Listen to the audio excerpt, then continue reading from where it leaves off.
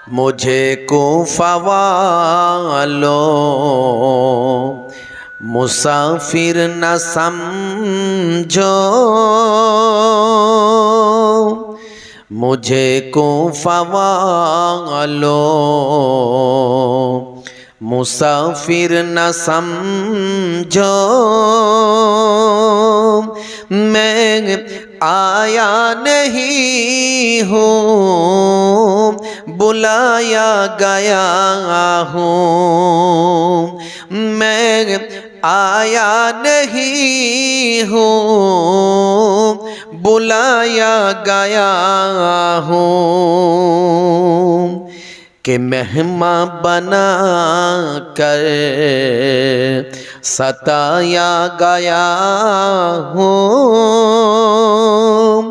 कि मेहमान बना कर सताया गया हूँ।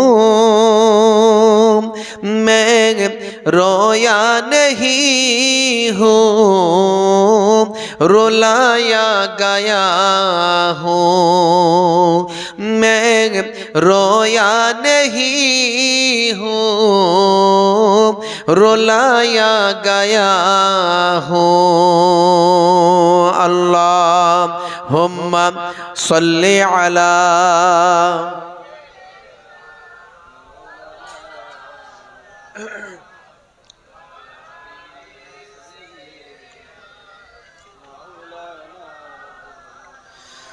खुदा जाने कैसी है ये मेज़बानी,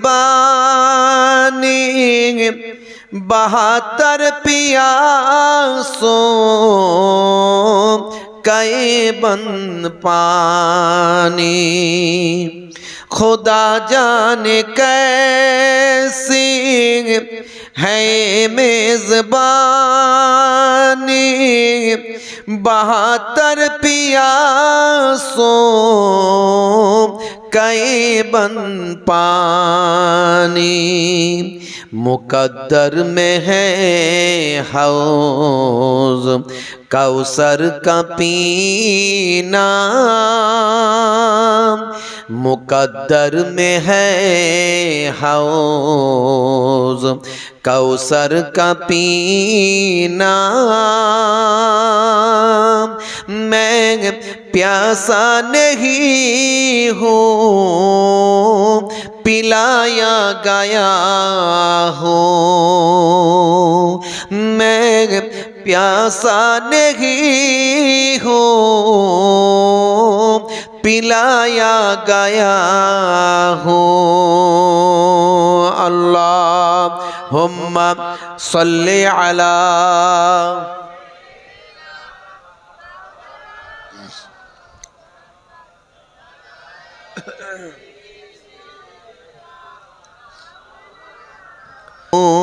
मैं मुर्दा नहीं हूँ, जिलाया गया हूँ।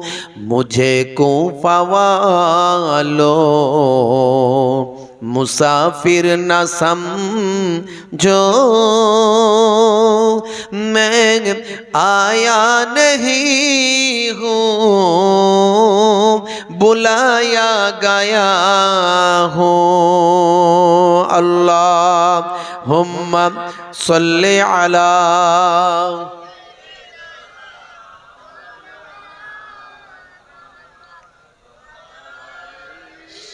वाला आलि सय्यदना मौलाना मुहम्मद। वक़ाल अल्लाहु ताला फ़ी कलामिहिल मजीद वल फ़ुरक़ानिल हमीद, लक़द कान लकुम फ़ी रसूलिल्लाहि उस्वतुन हसना।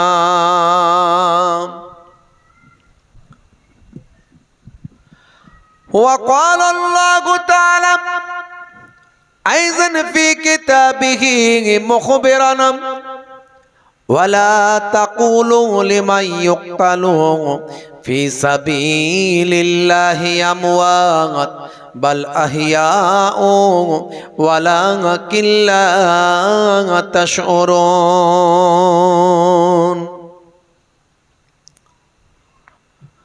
وقال النبي صلى الله عليه وسلم من حب سنتي فقد أحبني ومن أحبني كان معي في الجنة إلى آخر الحديث أو كما قال عليه الصلاة والتسليم. وقال النبي صلى الله عليه وسلم تركت فيكم ما إن أخذتم به لن تضلوا كتاب الله وعترتي أهل بيتي إلى آخر الحديث أو كما قال عليه الصلاة والسلام.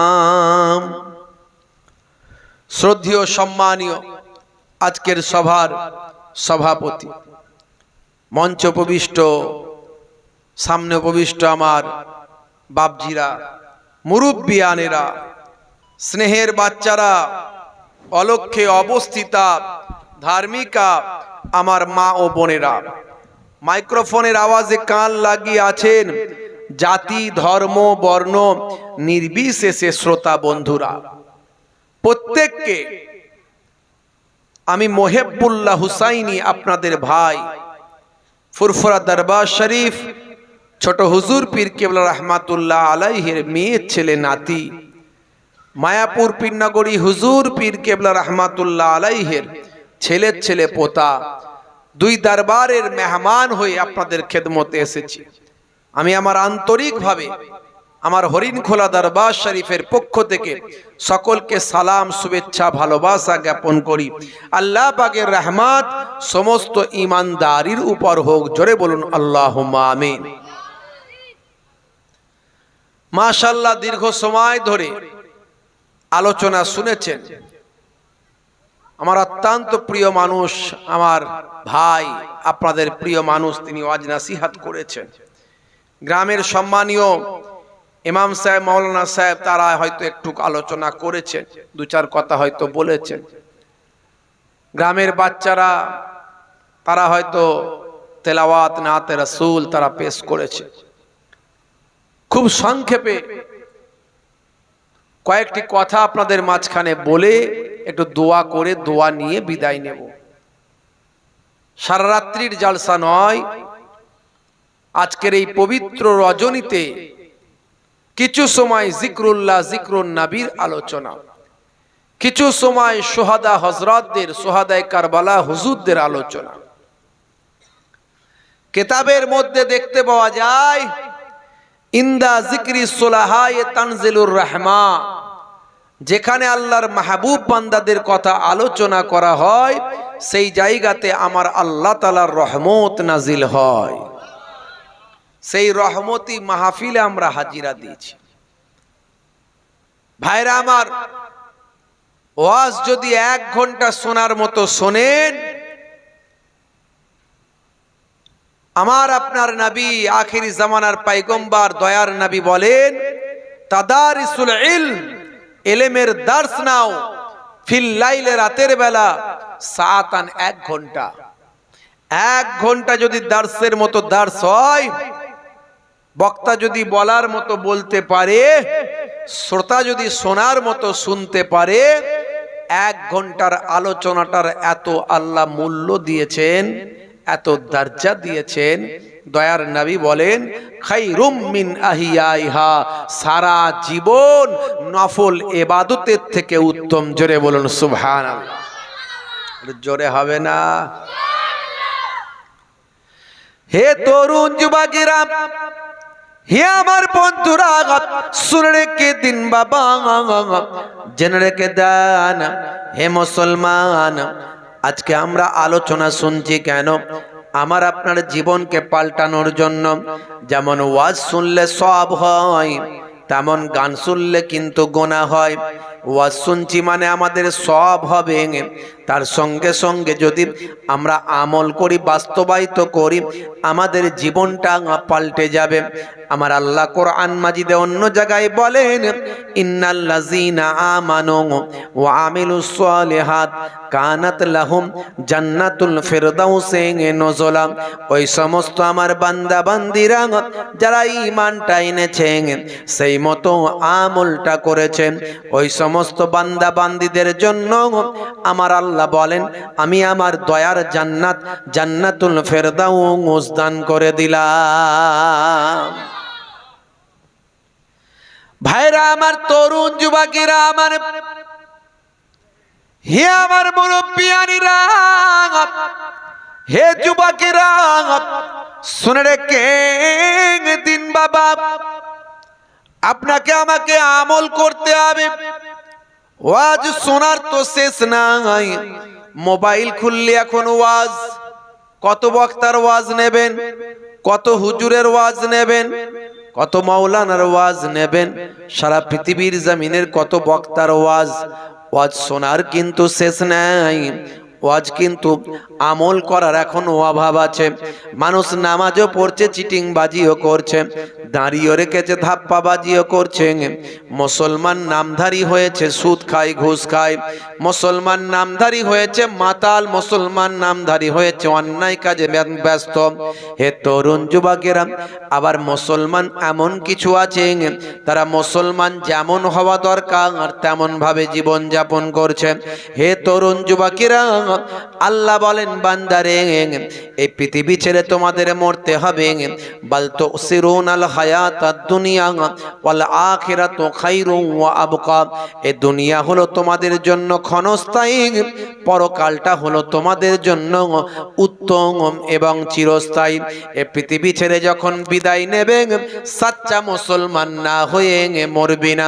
ওয়ালা তামুতুন্না ইল্লা ওয়া আনতুম মুসলিমুন। আল্লাহ বলছেন, সাচ্চা মুসলমান না হয়ে মরো না। সাচ্চা মুসলমান যতক্ষণ না হচ্ছ, ততক্ষণ মৃত্যু বরণ করো না। কার কথা? আল্লাহর কথা। বুকে হাত দিয়ে চিন্তা করুন তো, আমরা সাচ্চা মুসলমান হতে পেরেছি? যদি সাচ্চা মুসলমান হতাম, তাহলে কি নামাজ ছাড়তে পারতাম? সাচ্চা মুসলমান যদি হতাম, রাসূলের সুন্নতকে ছেড়ে দিয়ে চলতে পারতাম? সাচ্চা মুসলমান হলে আধহাত জায়গার জন্য কি মারামারি করতাম? খুন খারাপি, গালমন্দ, গীবত, শেকায়েত, চগলখড়ি, কোর্ট কাচারি, থানা, পুলিশ, আধহাত জায়গার জন্য সামান্য স্বামী স্ত্রীতে অশান্তি, বাপকে সন্তান দেখতে পারে না, মায়ের সঙ্গে সন্তান কথা বলে না, দুনিয়া দুনিয়া করে পেরেশান। চারিদিকে যেদিকে তাকাবেন অশান্তি আর অশান্তি। মানুষ অন্যায়, অত্যাচার, অবিচার, পাপাচারের মধ্যে লিপ্ত। মানুষ মেরে নেওয়া, কেড়ে নেওয়া, খুন খারাপির মধ্যে লিপ্ত। সবর, ধৈর্য, মহাব্বত, প্রেম, ভালোবাসা, সম্মান, শ্রদ্ধা, ভাই আমার, ইবাদত, আমাল, রহমত, বরকত আমাদের কাছ থেকে হারিয়ে গেছে। দেখুন ভালো করে চিন্তা করে। আজকের এই আলোচনা কেন করছি? সোহাদা কারবালা হুজুরদের আপনারা ভালোবেসে আজকের এই জান্নাতের বাগান তৈরি করেছে। সোহাদা কারবালা হুজুররা তারা কত ভালোবেসেছেন আমাদের, কত মাহাব্বত করেছেন। দয়ার নবী আপনাকে আমাকে কতটা ভালোবেসেছেন, কতটা মাহাব্বত করেছেন। ভাবুন, একটু চিন্তা করুন। ওলি আউলিয়ারা দোয়া করলে দোয়া কবুল হয়ে যায়, কথা ঠিক না ভুল? বড় পীর সাহেব দোয়া করেছেন, দোয়া কবুল হয়ে গেছে। খাজা গরিব নওয়াজ হুজুর দোয়া করেছেন, দোয়া কবুল হয়ে গেছে। ফাতে আলী ওয়াইসি হুজুর দোয়া করেছেন, দোয়া কবুল হয়ে গেছে। মুজাদ্দিদুজ্জামান আমাদের পীর মোর্শেদ পীর আবু বকর সিদ্দিক রহমাতুল্লাহ আলাইহি দাদা হুজুর কেবলা আপনাদের আমার পন্নাজান হুজুর পীর কেবলা দোয়া করেছেন, দোয়া কবুল হয়ে গেছে। 5 নানাজান হুজুররা দোয়া করেছেন, দোয়া কবুল হয়েছে। মায়াপুর পীরনগরী হুজুর পীর কেবলা রহমাতুল্লাহ আলাইহি দাদাজান দোয়া করেছেন, দোয়া কবুল হয়েছে। তাহলে রাসূলের কলিজার টুকরা নাতিরা দোয়া করলে কি দোয়া কবুল হতো না? কেন তাদেরকে জীবন দিতে হলো? কেন তাদের শহীদ হতে হলো? তারপরেও তারা দোয়া করলেন না, আল্লাহ এই জালেমদের ধ্বংস করে দাও। বললি তো তারা ধ্বংস হতো। একবারও বললেন না জালেমদের ধ্বংস করে দাও। তাকদিরে যেটা আছে তার উপর তারা মেনে নিলেন। হে তরুণ যুবকেরা, হে আমার বন্ধুরা, শুনে রেখে দিন বাবা, জেনে রেখে দেন, সোহাদায়ে কারবালা হুজুরদের শুধু আলোচনা শুনলে হবে না, তাদের জীবন জিন্দেগিকে আমাদের জীবনে বাস্তবায়িত করতে হবে। তাদের আখলাক চরিত্র, তাদের ত্যাগ, তাদের ঈমানি শক্তিকে আমাদের জীবনে বাস্তবায়িত করতে হবে। হে তরুণ যুবকেরা, হে আমার বন্ধুরা, শুনে রেখে দিন বাবা, জেনে রেখে দিন বাবা, তারা কি ত্যাগ স্বীকার করেছেন, কি ভাই আমার আপনারা আমাকে ভালোবেসে, কি তারা ভাই আমার কষ্ট করেছেন, কি মহাব্বত করেছেন, আপনারা আমার জন্য নিজেদের জীবনকে তারা উৎসর্গ করেছেন। তবু আল্লাহর দরবারে তারা এই দোয়া চাইলেন না, আল্লাহ আমরা শহীদ হতে চাই না। হে তরুণ যুবকেরা, হে আমার মুরব্বিয়ানিরা, তারা আমাদের কি শিক্ষা দিলেন? আমাদের শাহাদাতের শিক্ষা দিলেন, আমাদের ত্যাগের শিক্ষা দিলেন, আমাদের ঈমানের শিক্ষা দিলেন, আমাদের নবী প্রেমের শিক্ষা দিলেন, আমাদের নামাজের শিক্ষা দিলেন। কেমন তারা শিক্ষা দিলেন বাবা? বন্ধুরা আমার, তরুণ যুবকেরা, একটুখানি সংক্ষেপে আলোচনা করে দেব, লম্বা চওড়া নয়, ছোট করে বলবো বাবা, একটুখানি খেয়াল করুন। হে তরুণ যুবকেরা, হে আমার মুরব্বিয়ানিরা, দুই নাতি দয়ার নবীর কোলে পিঠে মানুষ হয়েছেন বাবা, দয়ার নবীর কোলে পিঠে চেড়ে চড়ে বড় হয়েছেন। আল্লাহর নবী দুই নাতিকে এত বড় ভালোবাসতেন, এত মহাব্বত করতেন। দয়ার নবী তাদের সমস্ত আবদার তিনি মেটাতেন। বন্ধুরা আমার, তরুণ যুবকেরা আমার, নবী আমার গরিবী চেয়েছিলেন, নবী আমার ধনী হতে চাননি। আমার আল্লাহ বলেছিলেন, আয় আমার বন্ধু, আমার প্রায় আমার বন্ধু, আমার হাবিব, আপনি এত কষ্ট করেন, এত মেহনত করেন, অনাহারে ওয়ারদাহারে দিন কাটান, এক বেলা খাওয়া হয়, এক বেলা হয় না, কত কষ্ট করে দিন যাপন করেন। আপনি যদি একবার বলেন আমি আপনাকে সেরা ধন দৌলতের মালিক বানিয়ে দেব, আমি আপনাকে আপনার জন্য মক্কার পাহাড় পর্বতগুলো সব সোনা আর রূপা বানিয়ে দেব, জোরে হবে না? তাহলে পাহাড় যদি কারোর জন্য সোনা হয়ে যায়, রূপা হয়ে যায়, পৃথিবীতে তার থেকে ধনী আর কেউ থাকবে? যেটা বলেন হবে? এখন ধনীদের তালিকায় আছে আমার দেশের মধ্যে কিছু কম বেশি প্রায় 1 নম্বরে, 1-2 নম্বরের মধ্যে তালিকায় আছে মুকেশ আম্বানি। নাম শুনেছেন তো? মুকেশ আম্বানি এই অল্প কিছুদিন আগে তার ছেলের বিয়ে হয়েছে, ছোট ছেলের বিয়ে। হ্যাঁ, অদিত্য আম্বানি, তাই তো নাকি? কি নামটা? অদিত্য তো নাকি গো? হ্যাঁ হ্যাঁ। আর রাধিকা মার্চেন্ট, তাদের বিয়ে হয়েছে, 7,000 কোটি টাকা খরচা করেছে।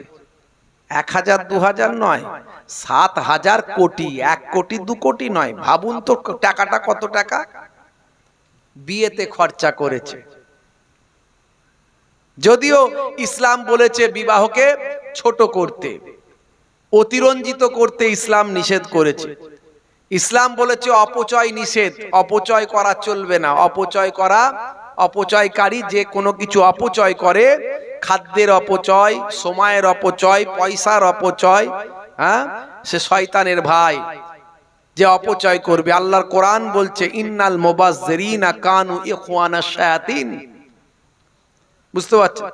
কিন্তু তার ব্যাপারটা তো আলাদা, সে তো আর ইসলাম মানে না, সে তো মুসলিম নয়, অমুসলিম ভাই, সে তার ব্যাপারটা আলাদা, তার সঙ্গে এই ব্যাপারটা চলবে না। তার এত ধন দৌলতের মালিক, 115 বিলিয়ন মার্কিন ডলারের মালিক, এত সম্পদ।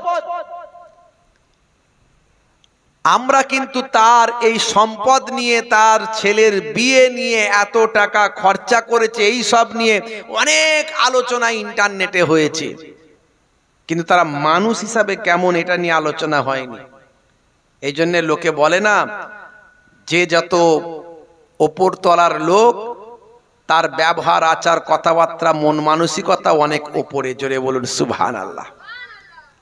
আমি অবাক হয়ে গেলাম, এত সম্পদের মালিক সেও কিন্তু এই বিয়েতে, ছেলের বিয়েতে চোখ দিয়ে পানি ঝরিয়েছে। আপনারা জানেন কি জানি না, মুকেশ আম্বানি তার ছেলের বিয়েতে কেঁদেছে। কখন জানেন? তার ছেলে আদিত্য আম্বানি, সে যখন মাইকটা ধরে বলেছে, জীবনে আমি অনেক কষ্ট সহ্য করেছি। আচ্ছা বলুন তো দেখি, যে 115 বিলিয়ন মার্কিন ডলার, যার বাপের এত সম্পদ, ভারতবর্ষের 1 নাম্বার ধনী, তার ছেলে বলছে জীবনে আমি অনেক কষ্ট সহ্য করেছি। ভাবতে পারেন? আরে আপনি কষ্ট সহ্য করছেন না করেন না? হ্যাঁ, কেন করছেন? ইনকাম করতে হবে, খাটতে হবে, খুঁড়তে হবে, চাকরি বাকরি কষ্ট করতে হবে, ছেলেদের মানুষ করতে হবে। আমরা মধ্যবিত্ত সম্প্রদায়ের মানুষ, গরিব মানুষ, দিন আনে দিন খাই। আর তার ছেলের কষ্ট কেন হবে বলেন তো? হ্যাঁ, যার বিয়েতে 7,000 কোটি টাকা খরচা করছে, যার বিয়েতে 7,000 কোটি টাকা খরচা করছে, সে বলছে জীবনে আমি অনেক কষ্ট করেছি। এ কথা শুনে তার বাপ কাঁদছে। এ কথা শুনে ভারতবর্ষের 1 নাম্বার ধনী লোক সে কাঁদছে, ভিডিও ফুটেজ দেখা যাচ্ছে। কেন জানেন? আমার আল্লাহ বুঝিয়ে দিচ্ছেন, দেখো হে দুনিয়ার মানুষ, দেখো তুমি আজকে গরিব, তুমি আজকে মধ্যবিত্ত, তুমি আজকে দিন আনো দিন খাও, তোমারও যেমন কষ্ট আছে, তেমন এই ভারতবর্ষের 1 নাম্বার ধনী মুকেশ আম্বানি, তার ছেলেরও কষ্ট আছে। দেখো আমি আল্লাহর ক্ষেত্রে, আমি আল্লাহর কাছে কে ধনী কে গরিব আমি চিনি না, আমি জানি না। আমি শুধু একটাই জিনিস জানি, কে ভালো আর কে মন্দ, কে পৃথিবীতে ভালো কাজ করলো, কে মন্দ কাজ করলো, এটাই আমি আল্লাহ দেখি। পৃথিবীতে কে ধনী কে গরিব এটা আমি দেখি না। জোরে হবে না? মুকেশ আম্বানির ছেলে কেন বলেছিল জানেন? যে আমি জীবনে অনেক কষ্ট করেছি, আমার জীবনে অনেক কষ্ট। কারণ তার শরীরে আল্লাহ এমন একটা রোগ দিয়েছে, সেই রোগের কষ্টে সে সর্বদাই একেবারে জড়সড় হয়ে আছে। যখন তখন দেখবেন এই মোটা সোটা হয়ে যায়, দেখবেন আবার অনেক কষ্ট করে ব্যায়াম ট্যায়াম করে একটু রোগা টোকা হলো, আবার মোটা। জানে তার শান্তি নাই, সে ভীষণ অসুস্থ। কিন্তু ম্যান হিসাবে দেখুন, মানুষ তাদের নিয়ে সমালোচনা করে, কিন্তু আমি অবাক হয়ে গেলাম তাদের কালচার দেখে। এই জন্যই লোকে বলে, যে যত বড় তার মন মানসিকতা তত বড়। তাদের বাড়িতে কত কাজের লোক, তার হিসাব নাই। মুম্বাইয়ে যেখানে বাড়ি, সেই বাড়িটা হলো 27 তলা। এই 27 তলা বাড়ির ওপরে 3-3টে হেলিকপ্টার একসঙ্গে নামতে পারে। বুঝতে পারছেন? ফুটবল গ্রাউন্ড হয় না, 6খানা ফুটবল গ্রাউন্ড নিয়ে তাদের বাড়ি। বুঝতে পারছেন? শুধু তাই নয়, এমনকি ঝুলন্ত বাগান, ছাদ থেকে নেমেছে, বিরাট বড় এলাকা জুড়ে সেখানে ছাদ থেকে ঝুলে আছে বাগান, ঝুলে আছে ঝর্ণা, কত না কারুকার্য, সব ব্যাপার স্যাপার ও বলে শেষ করা যাবে না, পড়লে বুঝতে পারবেন। অথচ এই বাড়িতে সন্তানকে এমন ট্রেনিং দিয়ে তারা মানুষ করেছে, বলছে একজন কেয়ারটেকার যে কাজ করে বাড়িতে, তাকে একসময় এই অদিত্য আম্বানি মেজাজ দেখিয়ে কথা বলেছিল। ভালো করে বুঝবেন, একজন কেয়ারটেকার বয়স্ক মানুষ বাড়িতে কাজ করে, মুকেশ আম্বানির বাড়িতে থাকে। এই তাকে মুকেশ আম্বানির ছেলে অদিত্য আম্বানি এক সময় কোনো এক কারণে একটু মেজাজ দেখিয়ে কথা বলেছিল। মুকেশ আম্বানি যখন জানতে পারলো, ছেলেকে বলল, যাও গিয়ে আগে তোমার ওই আঙ্কেলকে গিয়ে আগে সরি বলে এসো। ভাবুন, একটু চিন্তা করুন, তারা কি টেকনিক দিয়ে মানুষ করেছে, এই আদর্শ তারা আজকে কোথায় পেল, কি আখলাক দেখালো। সেদিন থেকে অদিত্য আম্বানি কোন মানুষের সঙ্গে খারাপ ব্যবহার আজ পর্যন্ত করেন না। চিন্তা করতে পারেন? অথচ 1450 বছর আগে আপনার আমার নবী বলেছিলেন, কোন মানুষের সঙ্গে খারাপ ব্যবহার করবে না, কাউকে কষ্ট দিয়ে কথা বলবে না, কাউকে জিহবা দ্বারা হাত দ্বারা কষ্ট দেবে না। ওই ব্যক্তি মুসলমান হতে পারে না, ওই ব্যক্তি মুসলমান হতে পারে না মিন লিসানিহি ওয়া ইয়াদিহি, যার হাতের দ্বারাই এবং জবানের দ্বারাই অন্য মুসলমান কষ্ট পায়, অন্য ভাই কষ্ট পায়, এই রকম ব্যক্তি মুসলমান হতে পারে না। যার জবানের দ্বারাই অন্য ভাই কষ্ট পাবে, হাতের দ্বারাই কষ্ট পাবে। একবার ভাবুন, 1450 বছর আগে দয়ার নবী বললেন, আর আজকে আমরা মুসলমান এক ভাই আর এক ভাইকে জবানের দ্বারাই তো ঘন ঘন কষ্ট দিই, হাতের দ্বারাইও মাঝে মাঝে দিই। কথা ঠিক না ভুল? না দিই না, একটু বলুন তো, কষ্ট দিই না দিই না? বন্ধুরা আমার, নবীর আদর্শ আখলাক আজকে অন্যরা নিয়ে নিয়েছে।